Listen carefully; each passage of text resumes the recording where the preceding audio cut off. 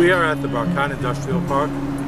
We're kind of right in the middle between the factories, the factory area, and the Jewish community of Barkan, and across the way an Arab community called BDS. If you look at the map of Israel, we're right in the middle. So there are 164 Israeli factories here that together are employing about 7,000 workers. It's the biggest employment place in this region. About 60% of the workforce here are local Arab population, also known as Palestinians. They're not Israeli citizens, but working here in the Israeli Industrial Park, they are receiving all Israeli work benefits, which means they're receiving Israeli wages that are about 3 times greater than wages that are available in the Palestinian Authority, and all other social benefits. They're working in a friendly and clean and safe work atmosphere.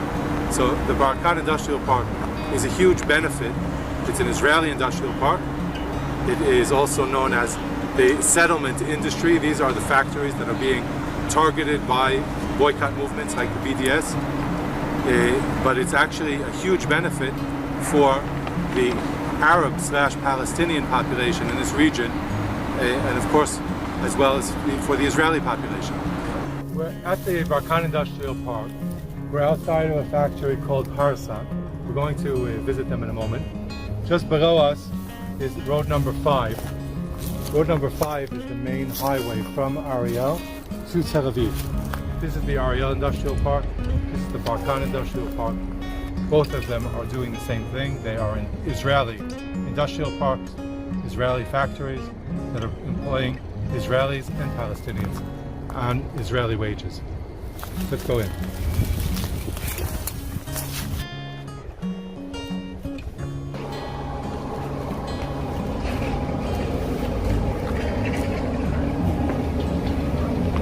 Typically when I bring my guests to visit the factory in the Barkan Industrial Park, I will ask one of the directors of a factory to meet the guests, to describe what goes on here, to take us on a short walk through in the factory, to have the opportunity to speak with workers and ask any questions. As people hear about the so-called settlements, and they hear about the boycott movement, and they hear a lot about the conflict between the Israelis and Palestinians. And here there's a great opportunity to see the bright side of the reality here on the ground. People who visit here, they see a lot of things that they weren't aware of at all. Why would a factory establish itself here? The location, here we're right in the middle.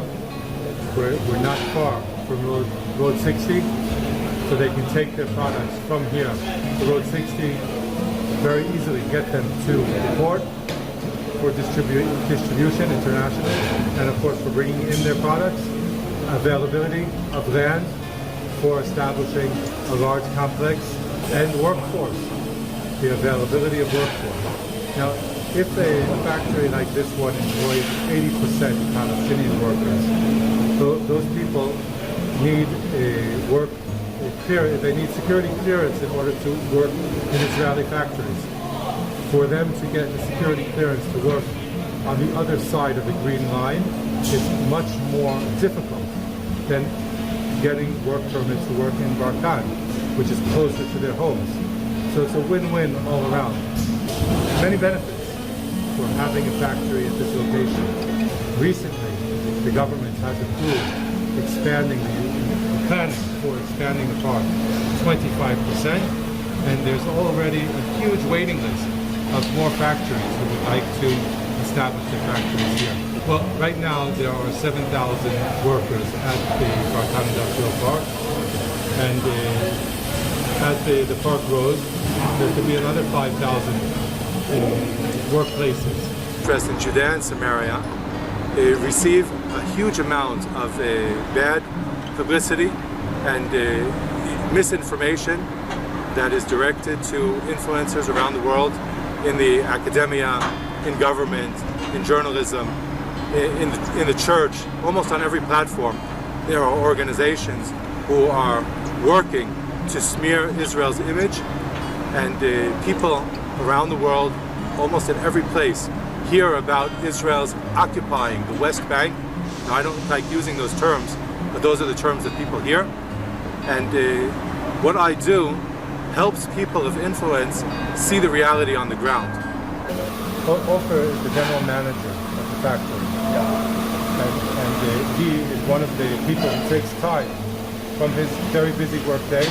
I get him on the spot. I give him a call. I say, here, I've got a guest, and you can show him around and tell him about the factory. So we are only show them the life at the factory, what's happened with the Palestinian and the Israeli worker.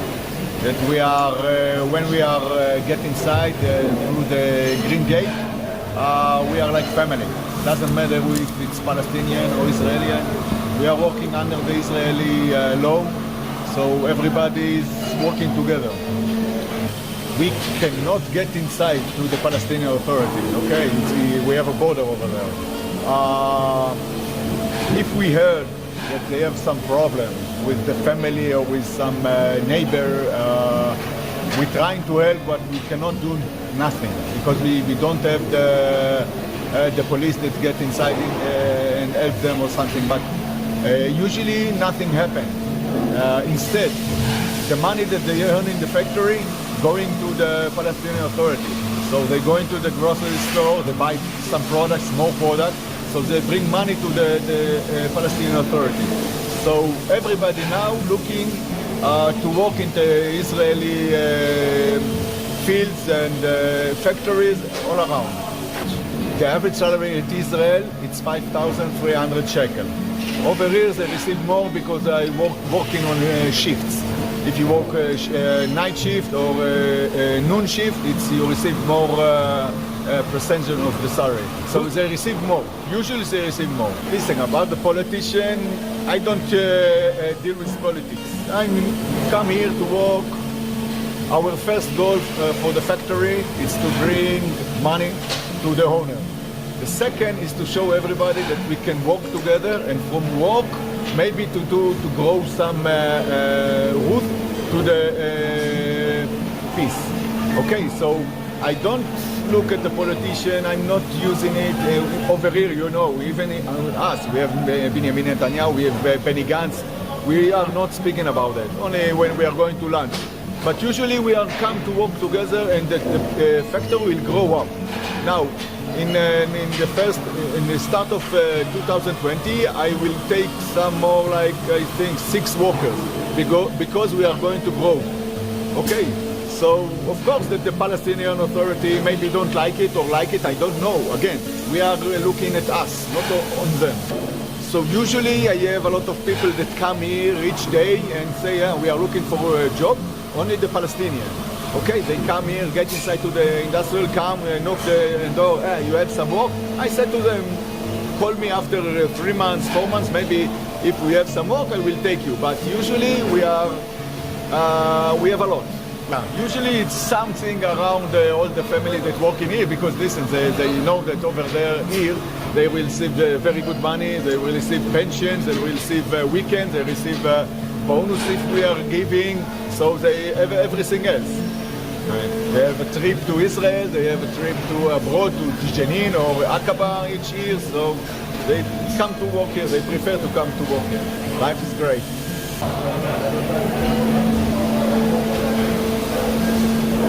As you can see around us, this is very heavily invested infrastructure that is here to stay. And that is one of the things that people are taking in when they visit here on the tour. And of course, also seeing, as I mentioned, that places like the Barkan Industrial Park are providing benefit not only for the Israeli population, but for the Arab population as well. And a lot of people have no idea.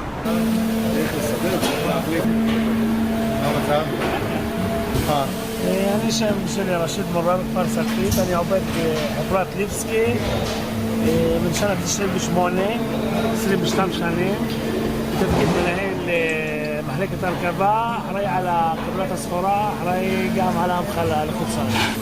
יש לך ילדים שעובדים פה? לא, עדיין הילד בן 16. גדול בן 16? לא, קטן. גדולים הבנות. People like Rashid, who we just spoke with, who is a manager in this factory, who lives in a Palestinian city called Salfit. Salfit is Area A. It's a city that is very close to Ariel. It's 10 minutes away from here. I cannot visit this city off limits to Jewish people. But I meet them here in the factory, and we see over the years that I've been bringing guests to walk to the factory and speak with the workers that they are less intimidated.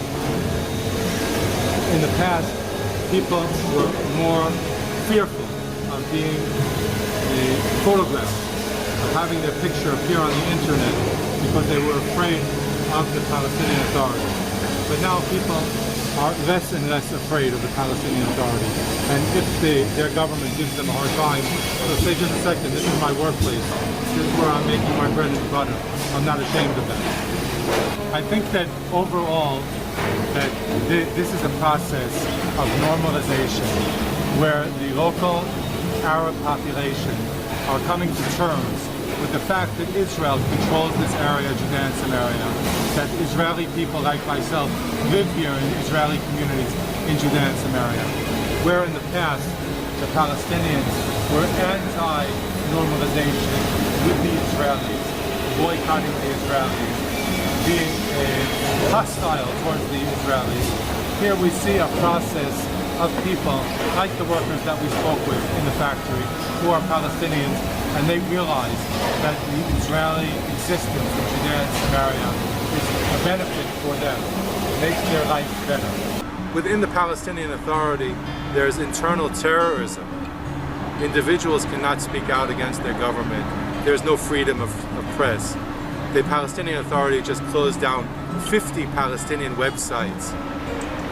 People do not have the personal rights to express themselves if they are not supportive of their own government, which, by the way, hasn't been re-elected in over 12 years. The Palestinian Authority, the government of the Palestinian Authority, enforces a boycott against products that are manufactured in Judea and Samaria. The boycott movement is a law in the Palestinian Authority. People's shop owners who are caught selling products that are manufactured here can have their merchandise confiscated and burned. They can pay high fines. They can be imprisoned. The Palestinian Authority has decided to boycott all products here, even though these factories are providing thousands of high-paying, quality workplaces for their own citizens. The Palestinian Authority threatened at the beginning of 2011 to boycott the workforce of factories in Barkan. They passed a law in the Palestinian Authority forbidding Palestinians from working in Israeli factories like the factories here. The workers themselves challenged the Palestinian Authority. They said there's high unemployment in the Palestinian Authority. You're receiving billions of dollars in international aid in order to provide welfare for the resident citizens of the Palestinian Authority. That money is being embezzled and used to support terrorism, but welfare, workplaces, you are not providing. The Jews, the Israelis, on the other hand, are providing us workplaces. As long as you cannot provide workplaces for us, we're going to continue working for the Jews. That was in January 2011. I think that a lot of people, if you ask them straight out, even not to the camera, will get responses similar to what we heard from Ofir out there with an Israeli. Just a second. I'm here for work. I'm not here for politics. I don't talk about politics. And many of the Palestinian workers will say the same. If you ask them, just a second, by working here, are you challenging the Palestinian Authority? They'll say, no, let's not talk about politics. There are the leaders of the government, of the party, let them deal with politics. I need to provide for my family. I'm here to work. The truth is, as you can see, that there's a process of normalization where local Arabs are realizing that Israel being here is a benefit to them. It's good for them. Israel is good for them. A lot of people around the world hear all about the so-called settlements in the West Bank. They're seeing this in the news all the time and getting loads and loads of misinformation. But here in a very short visit, we have the opportunity to see the reality on the ground. We just got an opportunity to see just a little bit of that. And you too can come, be my guest, visit here on the ground, in the Samaria, see the facts on the ground for yourself, and develop your own opinion after you've been educated and seen the facts for yourself.